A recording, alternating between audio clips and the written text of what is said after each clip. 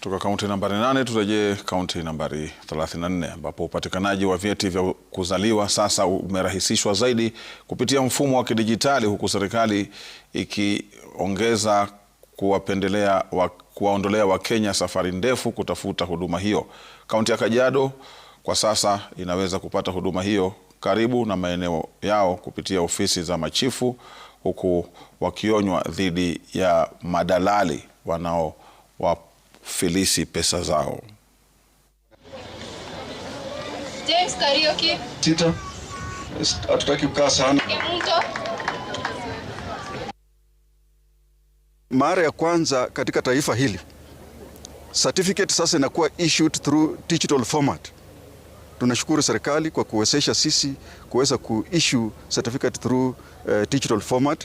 Unaweza kuapply certificate kwa nyumba na uweze kuprint kwa cyber, uweke kwa mfuko na ufanye nayo mambo yako.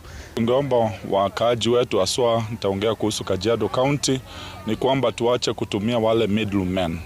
Ukiwa unahitaji, as long as uko na notification yako, nenda tu pale ofisini. The office is very open kuhakikisha kwamba imehudumia watu. Hawa brokers wanakuwa very slippery.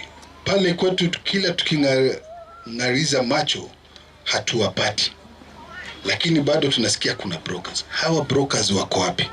So yamkinika kwamba hawa brokers wako huku kwa village. Furahia leo juu ya kupata birth certificate. Juu tumeteseka sana, tunaenda kwa visi, tunaambiwa birth certificate zetu ziko Kajiado na hatuna uwezo ya kufika Kajiado. Tumekuwa tukisumbuka sana, unaendea Kajiado, unapata broker, unakuliwa pesa na usaidiki.